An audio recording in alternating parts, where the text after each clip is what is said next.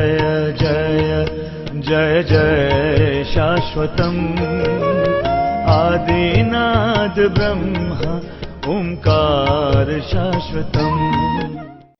संसार में जब आपसे अपराध हो जाए, कोई गलती हो जाए, तो कोई दुनिया का साथ दे या न दे, संत जरूर साथ देते हैं। एक बार देवता लोग नाराज हो जाए, नहीं देंगे साथ, लेकिन संत जरूर साथ देंगे। ये प्रमाण है कि किसी देवता ने साथ नहीं दिया, नारद मुनि साथ में खड़े हो गए। क्योंकि संत देवता तो संवेदना होती है या नहीं पता नहीं, संत तो आदमी होता है ना। आदमियों में जो सबसे अधिक संवेदनशील हो वही संत है। जो किसी का दर्द देख के शांत न रह पाए, व्याकुल हो जाए, वही तो संत है। सबका दर्द जिसका अपना हो जाए वही तो संत है। तभी तो ठाकुर रामकृष्ण परमहंस ने किसी ने पूछा कि संत की परिभाषा क्या है, तो उन्होंने कहा तुम बताओ। तो उसने कहा कि मिल गया तो खाए, न मिले तो कोई बात नहीं।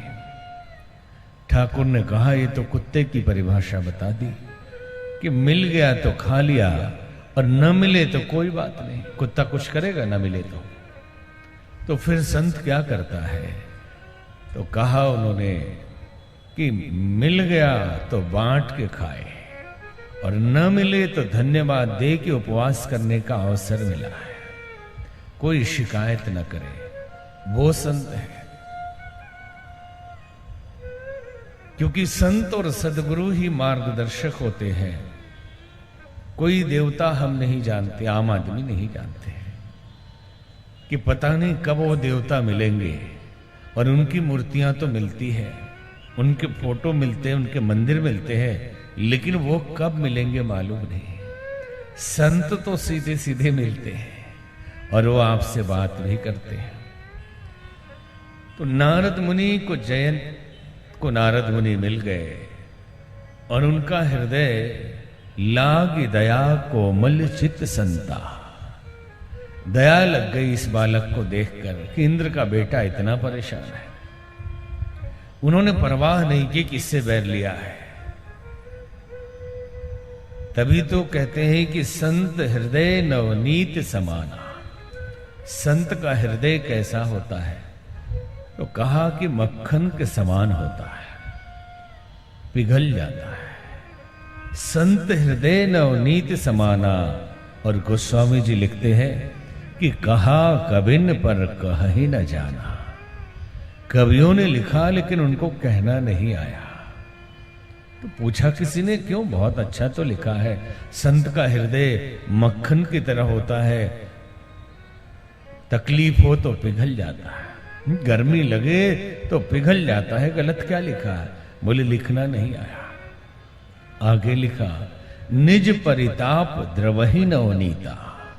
अगर मक्खन को उससे गर्मी दे तो मक्खन पिघलेगा, और दूसरों को गर्मी लगे और पिघल जाए वो संत होते हैं कि दूसरों को तकलीफ हो रहा और उससे वो तकलीफ में आ जाए। ठाकुर रामकृष्ण परमहंस उनका एक शिष्य बाजार में गया था। रास्ते में कोई झगड़ा हुई, कुछ हुआ, लोगों ने खूब पिटाई की। आकर उसने कहा गुरुदेव मुझे लोगों ने मारा लेकिन चोट नहीं लगी। तो ठाकुर ने अपना पीठ खोल के दिखाया, कोड़े के निशान उनके पीठ पे लगे थे। बोले बेटे चोट इधर लगी है तो तुझे कैसे लगती है?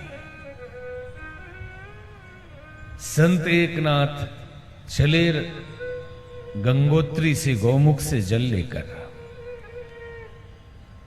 कहा जाता है कि जो गौमुख का जल लेकर रामेश्वरम में चढ़ाए उसे मुक्ति मिलती है। और पैदल लेके जाना, संत एकनाथ हो गंगा जी का जल गौमुख से लेकर चले, 6 महीने तक पैदल चलते रहे और रामेश्वरम पहुंचे। जब पहुंचने ही वाले थे, बहुत निकट पहुंच गए थे, तो वहां उन्होंने देखा कि एक गधा प्यास से तड़प रहा है। गधा प्यास से तड़प रहा है, लोग जा रहे हैं मसीनी पुतलों की तरह, कोई उस पर ध्यान नहीं दे रहा। संत ने अपने जो लोटा था गंगा जल का उसे खोला और पिलाना चाहते थे। लोगों ने मना किया कि 6 महीने तक पैदल चल के आप आए हैं, रामेश्वरम आए आप गोमुख से गंगा जल लेके आए, गधा बेहोश भी हो जाए तो क्या फर्क पड़ता है, आपको मुक्ति मिल जाएगी, जल चढ़ा लो। उन्होंने कहा न मिले मुक्ति एक बार फिर जाऊंगा, लेकिन गधे को तड़पते मैं नहीं देख सकता। और गधे को गंगा जल पिला दिया। गधे के अंदर से भगवान शिव प्रकट हुए और उन्होंने कहा कि मैं यही देखना चाहता था। तो संत हृदय नवनीत समाना, कहा कबिन पर कहे न जाना।